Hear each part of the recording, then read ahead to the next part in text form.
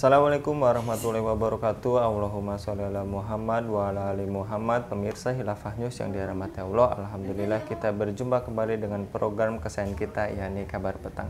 Kita akan membahas tema-tema terkini dengan narasumber yang terpercaya tentunya dari sudut pandang Islam. Inilah Kabar Petang selengkapnya.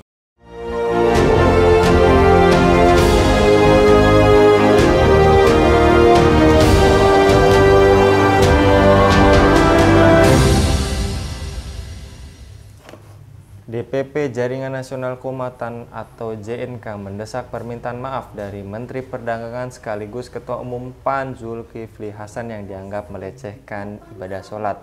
Ketua Umum DPP JNK Nanang Firdaus Mas Duki mengatakan apa yang dilakukan pria yang akrab disapa Zulhas ini terkesan melecehkan dan harus dihentikan. Apa yang terjadi dalam video yang diperankan oleh Zulhas itu harus dihentikan. Zulhas juga harus meminta maaf kepada umat Islam karena telah menodai sakralitas ibadah sholat. Kata Nanang dalam keterangannya dikutip pada Rabu 20 Desember 2023. Apakah pernyataan Ketum PAN Zulhas melecehkan sholat? Apakah harus minta maaf? Apakah wajib diproses hukum? Untuk membahasnya kami terhubung dengan Bung Iwan Januar, Direktur Siasa Institute. Kita sapa terlebih dahulu. Assalamualaikum warahmatullahi wabarakatuh, Bung Iwan. Waalaikumsalam warahmatullahi wabarakatuh. Kabar baik, Bung Iwan? Mudah-mudahan semua sehat ya. Alhamdulillah, amin. Baik, lagi-lagi terkait diduga adanya pelecehan sakralitas sholat yang mana kali ini menimpa Ketua PAN yaitu Zulhas atau Zulkifli Hasan. Kontroversi mengenai tadi pernyataan tentang fenomena sholat viral di media sosial. Apakah pernyataan Zulhas termasuk merendahkan dan melecehkan pelaksanaan ibadah sholat, Bung Iwan? Baik, Bismillahirrahmanirrahim. Kalau kita menyimak video yang viral ya di media sosial, saya juga sudah menyaksikannya. Memang itu ada dua hal yang terkait dengan eh, konteks agama ini, agama Islam tentang masalah sholat. Yang pertama, kalau yang dia ceritakan itu adalah fiksi, maka ini masuknya hoax, jadi sudah berbohong ya, menciptakan sesuatu yang katanya pendukung dari koalisinya begini dan begitu ya, ketika sholat sampai kemudian demikian dan demikian. Kalau ini adalah fiksi, itu sudah masuk kategori hoax, itu bohong. Dan bohong dalam pandangan agama itu juga satu hal yang merupakan dosa begitu ya. Para sahabat seperti Abdullah bin Mas'ud mengatakan innal kadziba la yaslihu fi jadin wala hazali.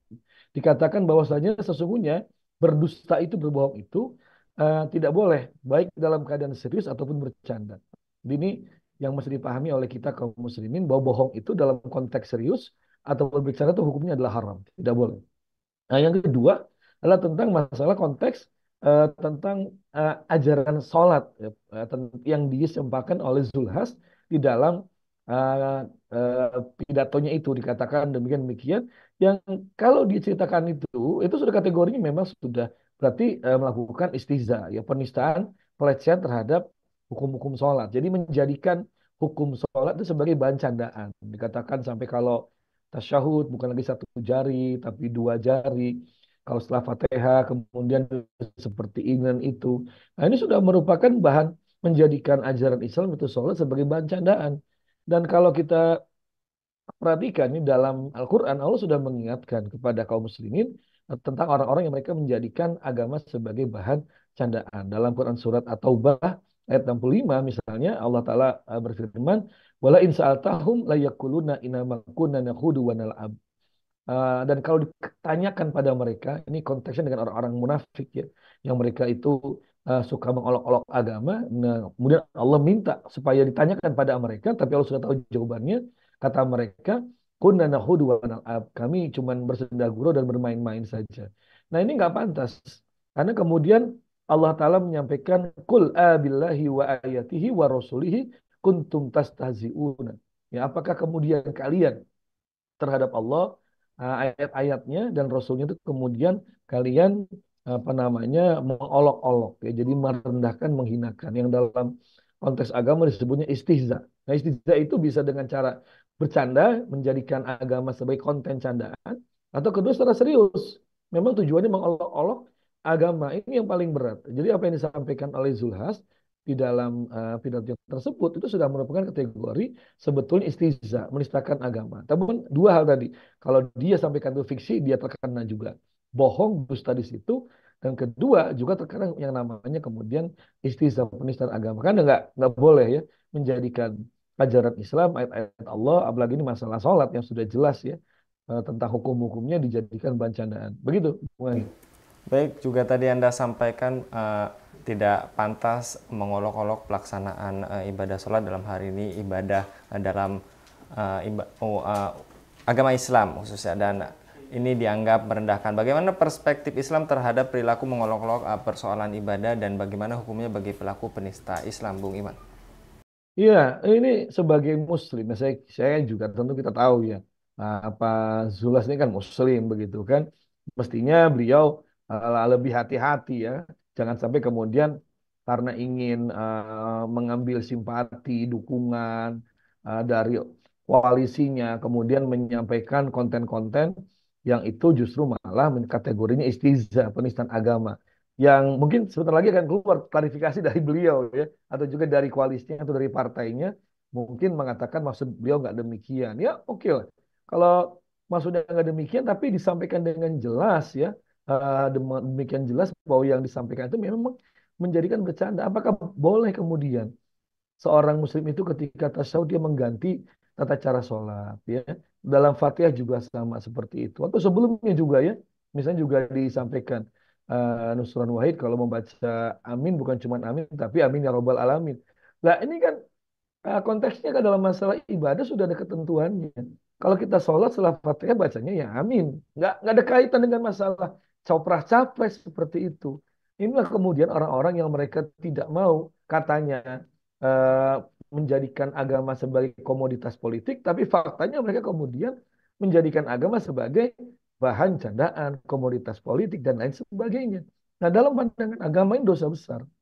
Sebagai muslim harusnya tahu seperti itu. Kalaupun dia tidak tahu karena kejahilannya, karena kebodohannya, ya, nah itu dia masih bisa mendapatkan excuse begitu. Tapi ini kan kalau masalah soal sesuatu yang sudah maklum minadin bidaruroh.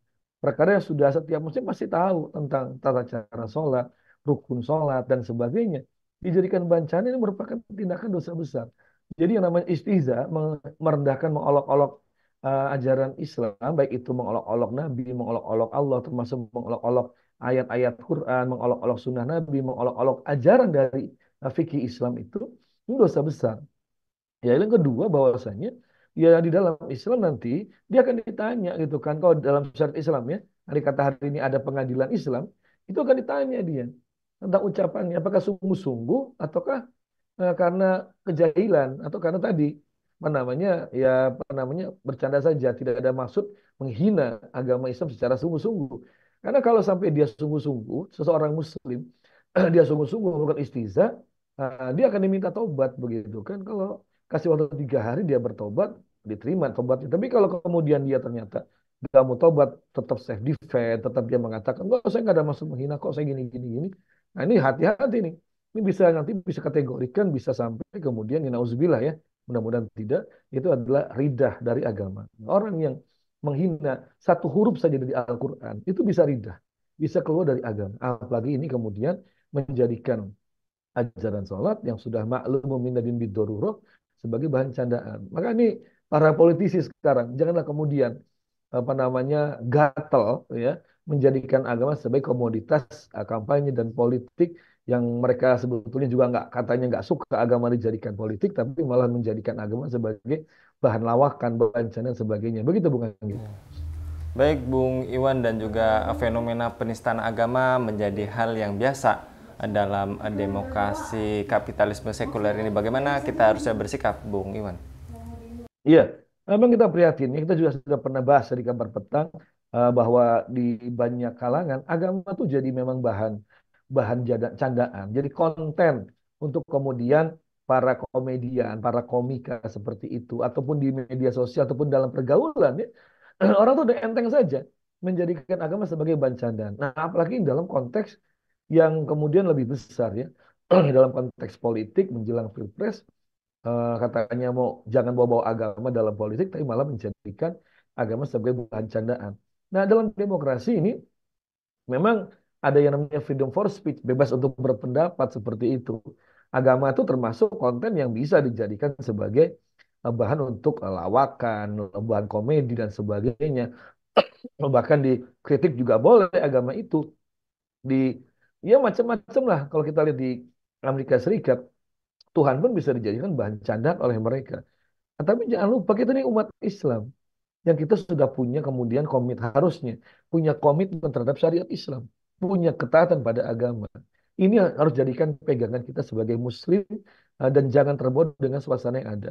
Cuman memang dalam sistem demokrasi ini siapa yang bisa mencegah? Karena kadang-kadang, bukan kadang-kadang, seringkali kalau pelakunya tokoh, pelakunya orang besar, pelakunya orang yang dia punya kedudukan, dia punya backing, apalagi partai ya, koalisi segala macam, biasanya lolos saja itu dari jerat hukum. Tapi kalau pelakunya misalnya ya cuman komika biasalah gitu kan ya, biasanya langsung kena begitu. Atau warga biasa netizen dia bikin status di medsos langsung kena gitu. Tapi kalau pelakunya kemudian orang-orang tertentu yang dia punya kemudian kolega, relasi, para pejabat, partai segala macam, ini yang kemudian seringkali lolos. Jadi cukup dengan permintaan maaf kemudian selesai. Itulah dalam keadaan sistem sekarang ini orang yang melakukan penistaan agama itu jadi semakin leluasa, terutama kalau pelakunya adalah orang-orang yang punya kedudukan, Bang Andi. Begitu. Baik, dan terakhir Bung Iwan, lalu bagaimana solusi syariah dalam mencegah dan membasmi penistaan agama?